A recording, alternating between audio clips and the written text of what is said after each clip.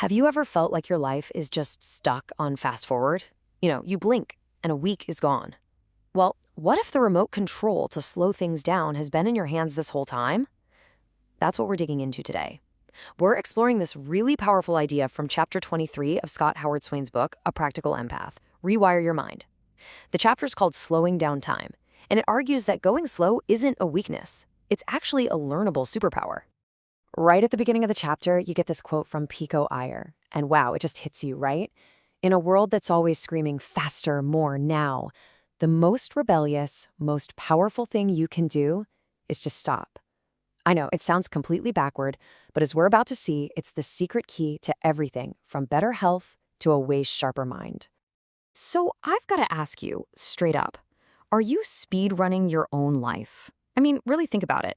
Are you rushing from one task to the next, gulping down your meals, jumping from conversation to conversation?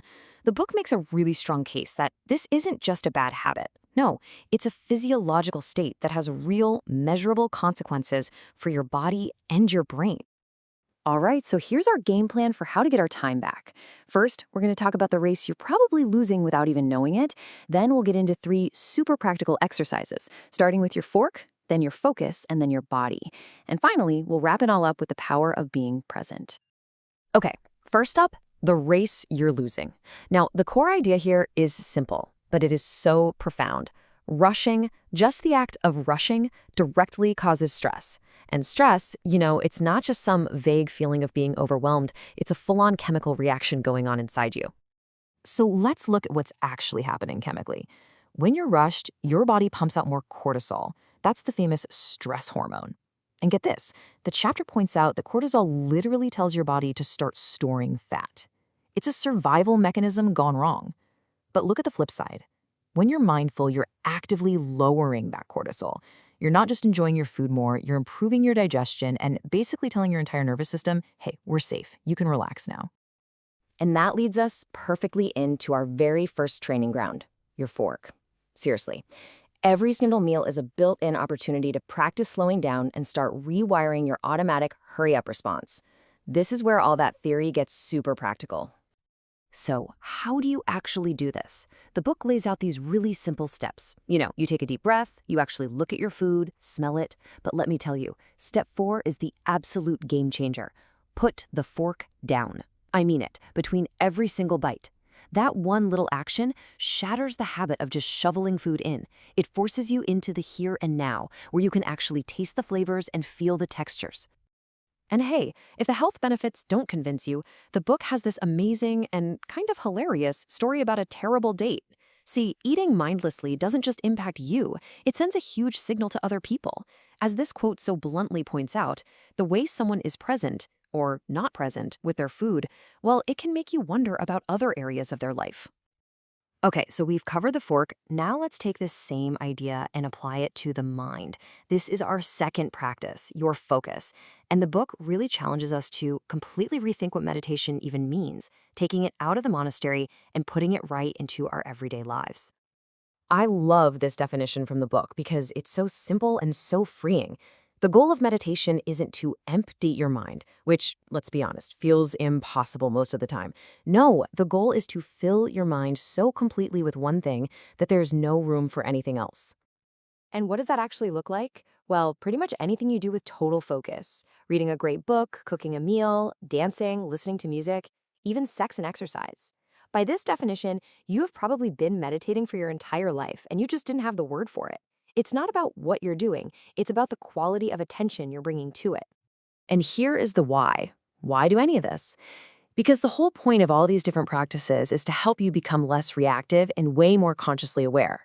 And that state of presence, that is the absolute foundation for the entire PEP system. That's the practical empathy practice. The more present you are, the more effective your PEP becomes. All right, time for our third and, honestly, most mind-bending practice, your body.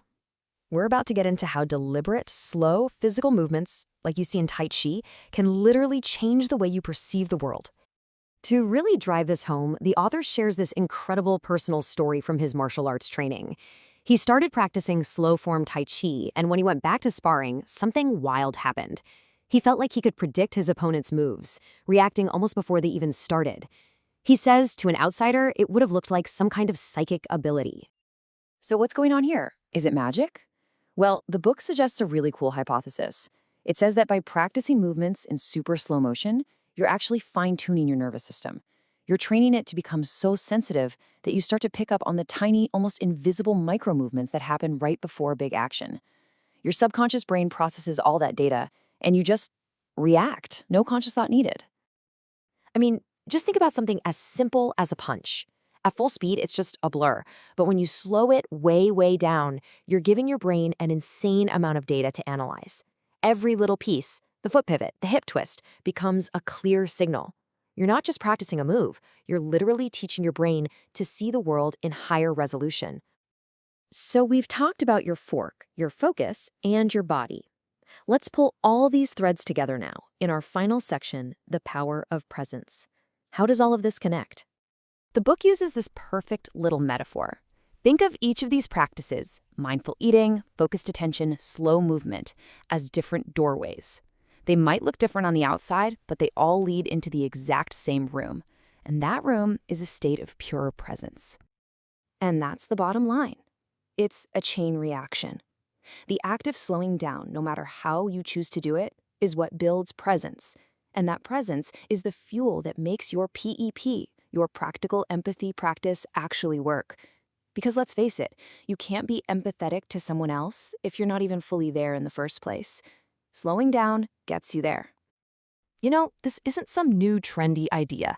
People have been grappling with this for centuries. When Thoreau said he wanted to live deliberately, he was talking about this exact thing. It's about making a conscious choice to actually experience your life, moment by moment, so you don't get to the end and realize you just fast-forwarded through all the good parts. So I'll just leave you with this one last question to think about. If you decided to stop treating your life like a race to the finish line, what would you finally have the time and the space and the presence to truly discover?